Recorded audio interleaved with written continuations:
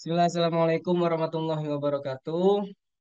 Kami dari kelompok satu mata kuliah Sistem Operasi akan mempresentasikan penjelasan singkat terkait Kubernetes. Kami kelompok satu beranggotakan 5 orang dengan saya sendiri, Maulana Hafiz Ismail. Saya Saya Geral Putri, Yasmin. saya Putri Naya Ramadhani. Saya Nabila Zahra. Dan saya Quintana Sela Ridina Putri. Oke, di kesempatan kali ini ada 6 subjek bahasan yang akan kami sampaikan. Yang pertama itu terkait pengertian definisi apa itu Kubernetes. Lalu yang kedua ada kapan digunakan. Yang ketiga pengenalan beberapa istilah yang digunakan di dalam Kubernetes.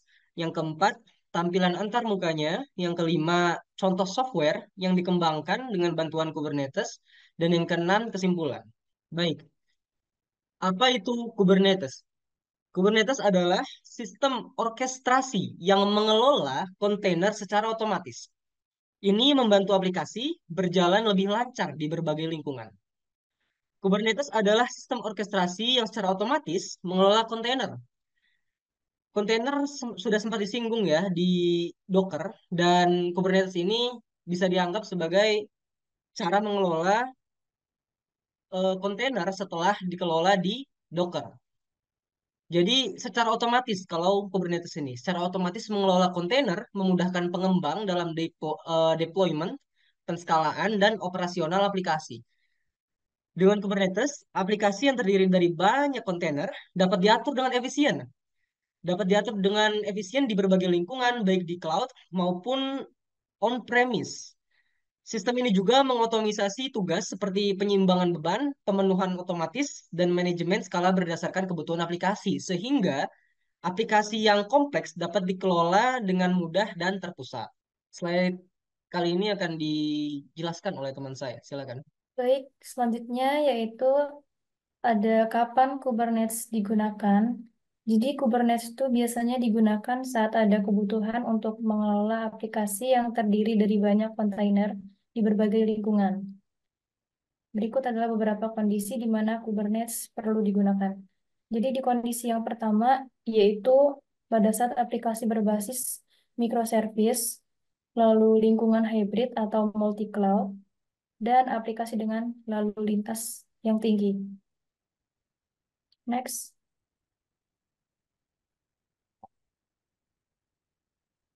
Lalu ada beberapa istilah-istilah dalam Kubernetes, yaitu yang pertama pod, di mana ini adalah unit terkecil dalam Kubernetes yang dapat berisi satu atau lebih kontainer. Selanjutnya ada node, yaitu mesin dalam cluster di mana pod dijalankan. Lalu ada cluster itu sendiri, yaitu sekumpulan node yang dikelola oleh Kubernetes untuk menjalankan kontainer. Selanjutnya ada deployment, yaitu objek di Kubernetes yang mendefinisikan bagaimana pods harus dikelola. Dan yang terakhir ada service, yaitu penyedia mekanisme untuk mengekspos aplikasi yang berjalan di dalam pod. Selanjutnya akan dijelaskan oleh teman saya. Yang berikut adalah tampilan dari antarmuka Kubernetes. Jadi di situ ada CPU usage, ada memory usage, workload status, cron jobs, dan lain-lain. Dan penjelasan lebih lanjut akan dijelaskan pada saat demo. Dan ini adalah 3 contoh software yang menggunakan Kubernetes. Yang pertama di Spotify, menggunakan Kubernetes untuk mengelola layanan mereka yang menerima jutaan permintaan per detik. Kubernetes membantu mereka dalam menskalakan dan menjaga kinerja aplikasi secara otomatis. Yang kedua ada OpenAI. OpenAI menggunakan Kubernetes untuk menjalankan hybrid deployments, memungkinkan perpindahan eksperimen dari cloud ke data center mereka dengan cepat dan efisien. Dan yang terakhir ada Pinterest. Pinterest memanfaatkan Kubernetes untuk mengelola lebih dari 1.000 microservices yang menjalankan aplikasi mereka. Ini membantu dalam menjaga stabilitas dan performa infrastruktur mereka yang kompleks. Oke, kesimpulan dari presentasi kami adalah Kubernetes adalah platform yang dapat mengelola dan mengorkestrasikan kontainer secara otomatis sehingga dapat memudahkan pengembang dalam deployment, penskalaan, dan operasional aplikasi. Ini berguna agar kontainer-kontainer yang ada dapat diatur secara efisien dan dapat digunakan di berbagai lingkungan. Kubernetes juga dapat mengotomatisasi penyeimbangan beban dan manajemen aplikasi sehingga aplikasi yang kompleks dapat dikelola dengan mudah dengan adanya otomatisasi ini. Oke, sekian presentasi dari kelompok kami. Selanjutnya adalah demonstrasi dari Kubernetes yang akan didemonstrasikan oleh teman kami yaitu Gerald. Jadi sekarang ini saya akan mendemonstrasikan cara penggunaan Kubernetes. Setelah masuk image dalam Docker, kita bisa menggunakan Kubernetes untuk mengorkestrasikannya. Yang pertama kita lakukan adalah tulis mkdir K8s.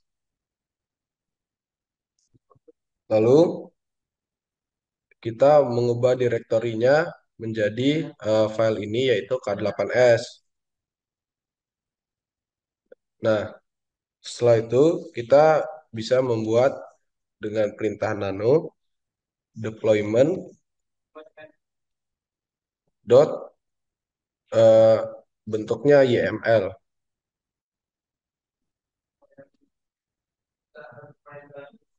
Nah, di sini kita bisa eh, mengcopy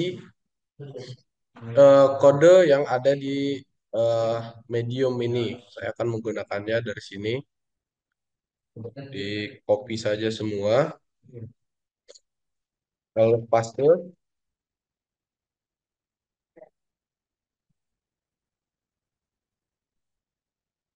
Nah, di sini semua eh, nama kita ganti jadi eh, nama yang nama dari proyek kita.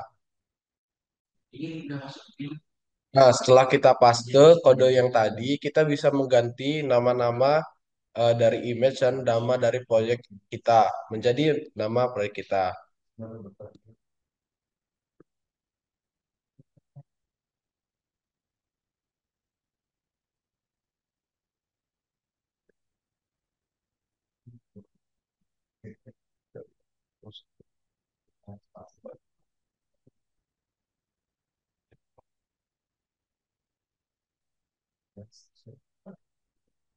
Begitu juga dengan yang lainnya, kita ganti semua dulu.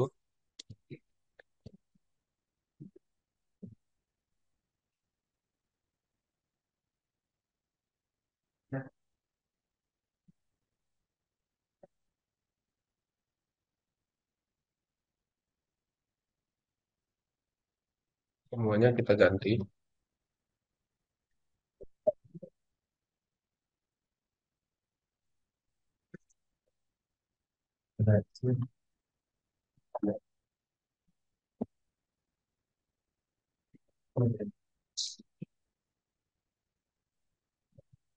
Jika sudah semuanya eh,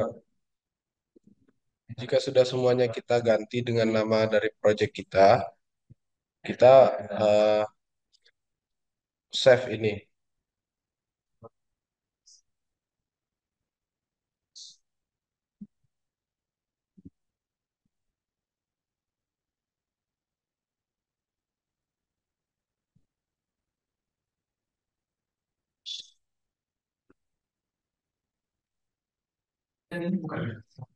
Lalu setelah kita ganti semua, kita bisa keluar dan meng-save-nya.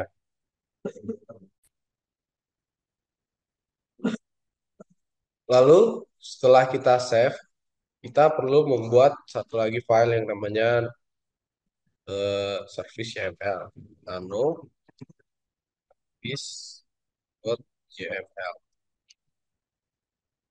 Nah, di bagian ini kita perlu copy paste kode yang ada di web tadi juga.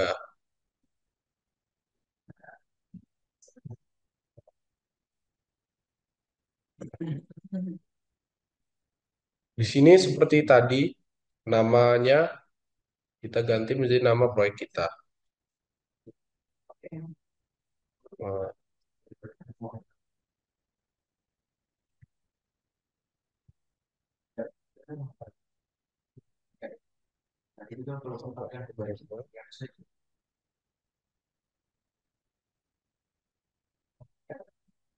Eh, Mandemo. Lalu seperti tadi kita bisa keluar, save. Nah, jika Nano Self Deployment dan Nano Service sudah dibuat, kita bisa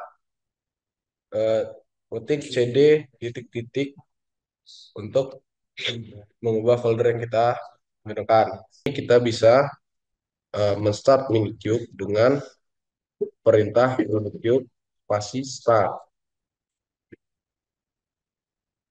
Kita tunggu sebentar di sini, tunggu sampai prosesnya selesai.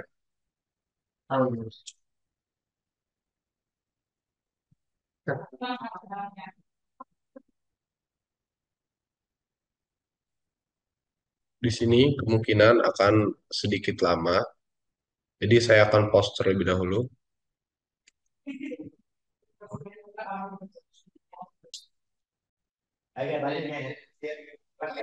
Jadi setelah kubectl terinstall dan terkonfigurasi, kita bisa melanjutkannya dengan menuliskan kubectl apply garis F K8S garis miring service YML. Ini untuk memasukkan yang sudah kita tadi persiapkan ke dalam folder sebelumnya. Lalu tadi kubectl apply F K8S garis miring deployment.yml.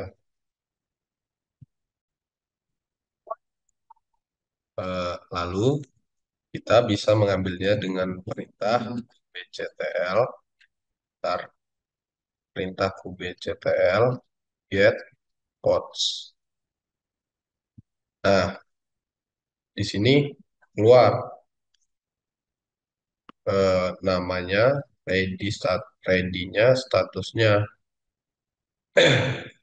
Nah, jika sudah begini, maka kita sudah berhasil menggunakan Kubernetes. Itu saja demo yang saya bisa sampaikan. Terima kasih dan mohon maaf jika ada kekurangan.